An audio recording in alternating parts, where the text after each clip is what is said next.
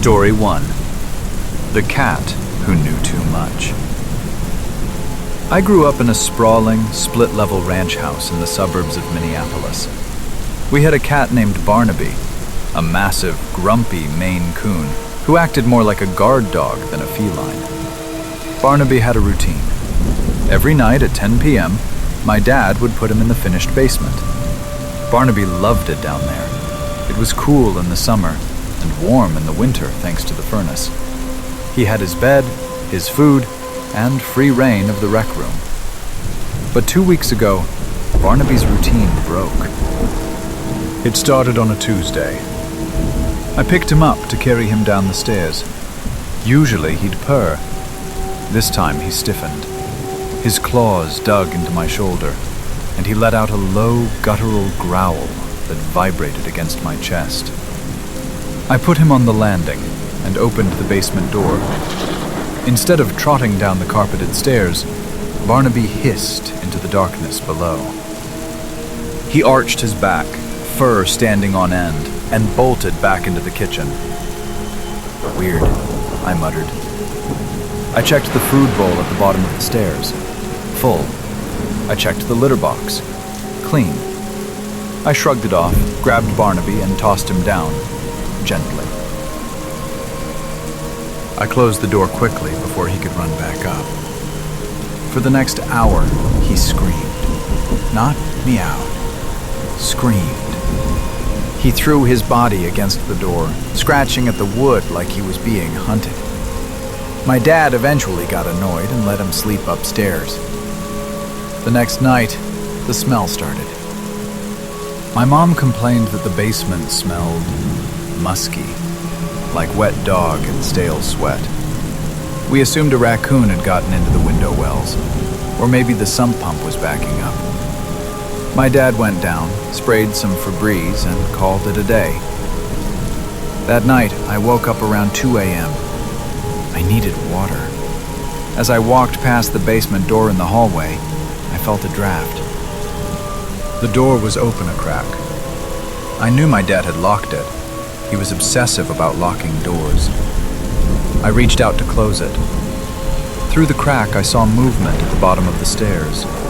A shadow shifted across the faint light of the digital clock on the VCR. "Barnaby?"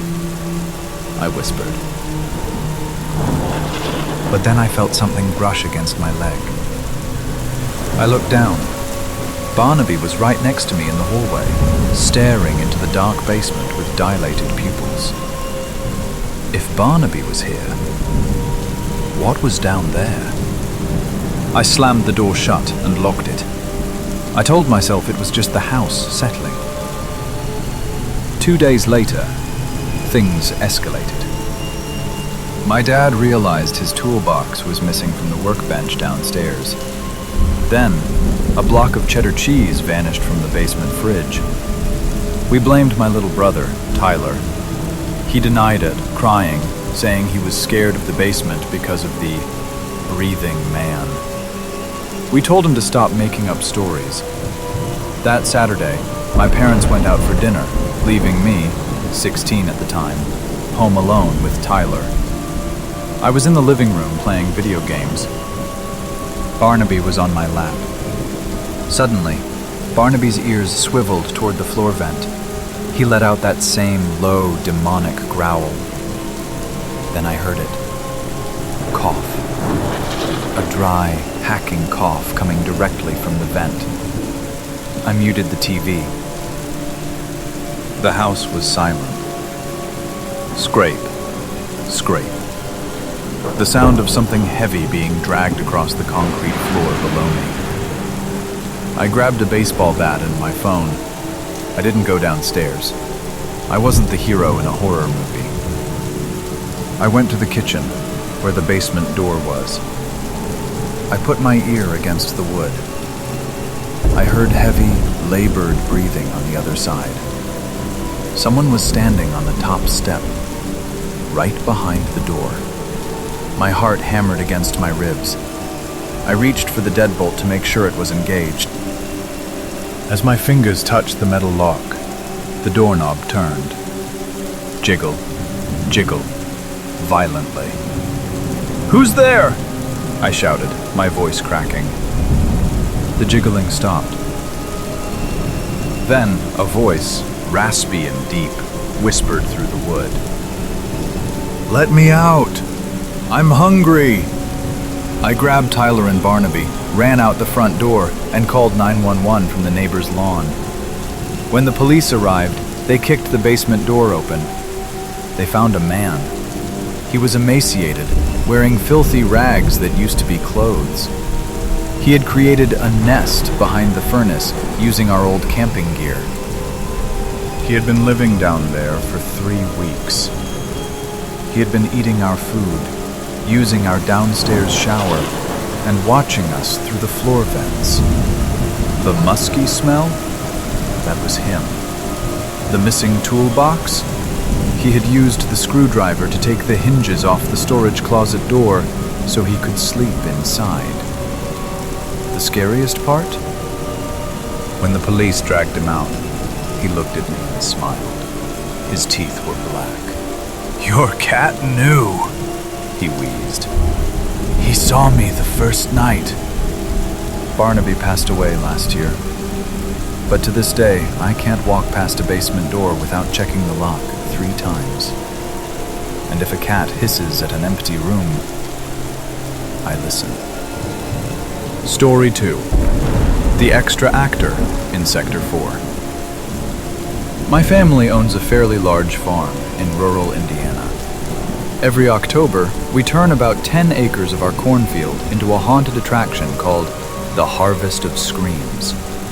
It's a big deal in our county. We hire high schoolers to be actors, set up animatronics, and donate a portion of the proceeds to the local fire department. I was 17 at the time. My job was zone manager for Sector 4, which was the chainsaw finale near the exit. My cousin Caleb was one of our best scare actors. He wore this terrifying, custom-made mask, a distorted, pale face with a stitched-shut mouth that looked like a rotting doll. We called the character Stitches. It was the Saturday before Halloween, our busiest night of the year. The air was crisp, smelling of diesel fumes from the chainsaws and kettle corn. We had a line of about 200 people waiting to get in. Around 7 p.m., just before we opened the gates, I saw a guy hanging around the employee tent. He wasn't one of our hired actors. He was older, maybe mid-30s, wearing a heavy canvas jacket that seemed too warm for the weather. He was just watching, staring at the costumes laid out on the tables. I walked over. "Can I help you, sir? This is a restricted area." He didn't jump. He turned slowly, looked me up and down with dead, glassy eyes, and smiled. "Just admiring the craftsmanship," he muttered. Then he turned and walked back toward the parking lot. I figured he was just a weird dad waiting for his kids. The night kicked off. It was chaos. Screams, chainsaws, strobe lights. Around 9:30 p.m., Caleb, Stitches, radioed me.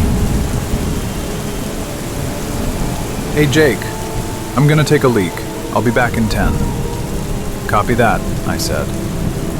10 minutes passed, then 20. The line was moving, but I noticed Sector 4 was quiet. Stitches wasn't jumping out at people. Then, a group of 3 teenage girls came running out of the corn crying.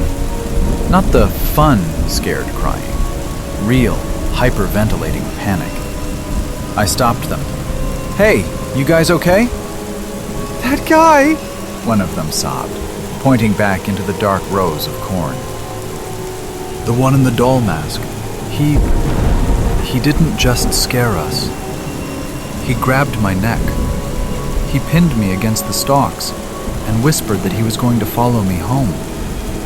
My stomach dropped. Our actors have a strict no-touch rule, especially not that. "Stay here," I told them. I radioed Caleb. Caleb, get your ass to the exit. Now, we have a problem. No answer. I grabbed my flashlight and marched into the maze, heading for Caleb's scare spot. It was empty. I kept walking toward the employee break area, a small clearing in the corn with a few hay bales. Caleb was there. He was sitting on a hay bale, looking confused. He wasn't wearing his costume. He was in his t-shirt and jeans. Dude, what the hell? I yelled. Where's the mask? Some girls are freaking out. Caleb looked up, his face pale. Jake, I took the mask and the jumpsuit off when I went to the bathroom. I left them right here on this bale. When I came back, they were gone. The blood drained from my face. Someone had stolen the costume. Someone was in the maze, blending in with our actors, assaulting people. I hit the emergency all stop button on my radio. The music cut. The floodlights clicked on. Security sweep! Now! I screamed into the mic. We swept that cornfield for an hour. We found the jumpsuit crumpled up in a muddy ditch near the back perimeter. But the mask, the rotting doll face, was gone. And the man was gone. We closed early. The police took a report, but there wasn't much they could do. That night, I tried to sleep in my room on the second floor of the farmhouse. The window overlooks the cornfield. I couldn't shake the feeling of being watched. Around 2 a.m., I woke up to a sound. Tap, tap, tap. It was coming from the window. I froze. I'm on the second floor. There is no balcony. To tap on that glass, you'd have to be on a ladder or standing on the roof of the porch. I crept out of bed. I grabbed the baseball bat I keep in the corner. I yanked the curtains open. Pressed against the glass, illuminated by the moonlight, was the Stitches mask. It was inches from my face. Behind the eye holes, I saw human eyes. Wide, unblinking, blue eyes. The mask tilted slowly to the side. I screamed. I fell back, scrambling for the door. My dad burst into the room with his shotgun. We ran outside, shining lights onto the porch roof. Nothing. Just some scuff marks on the shingles where he had climbed up. The police patrolled the farm for a week. We installed motion sensor lights everywhere. We thought he was gone. 2 months later, in December, I came home from school. The house was locked, the alarm was set. I walked into my bedroom to drop off my backpack. I stopped dead. Sitting perfectly upright in the center of my pillow was the Stitches mask. It was dirty now, stained with mud, and written across the forehead of the mask in thick, black, permanent marker was my name, Jake. He hadn't just been outside. He had been inside. He had watched us. He knew my name. He knew which room was mine, and he had waited until the heat died down to return the mask, just to let me know he could get to me whenever he wanted. We moved the next spring. I don't go to haunted houses anymore, and I never, ever look out windows at night. Story 3. The Boiler Issue. I was 22, taking night classes at Wayne State and desperate for cash. I landed a job at a place called Midnight Burger, a greasy spoon diner sitting in the shadow of an abandoned auto plant in Detroit. The place was a dive.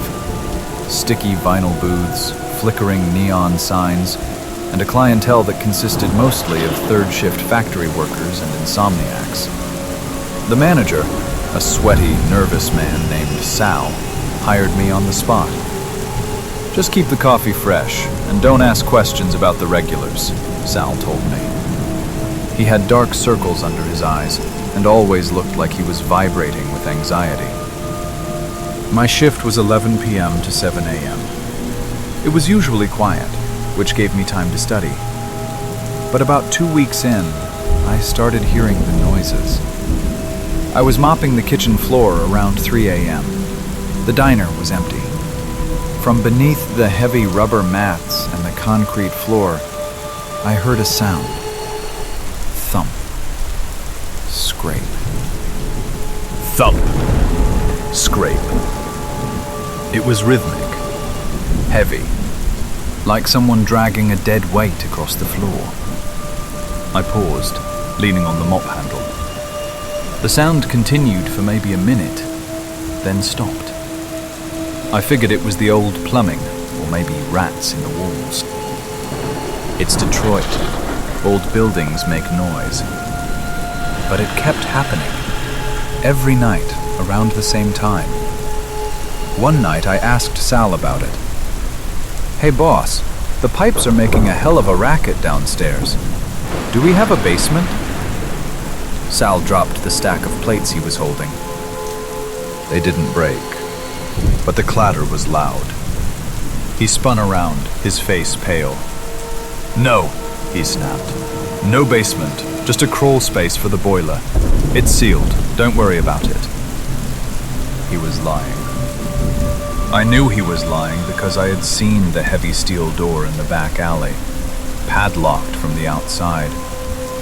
And I had seen Sal go out there with plates of food, leftover burgers, fries, and come back empty-handed. I decided to mind my own business. I needed the paycheck. But curiosity is a dangerous thing. On a Tuesday night, Sal left early to run errands, leaving me alone to close up the kitchen. I took out the trash to the dumpster in the back alley. It was freezing cold, snow piling up against the brick walls.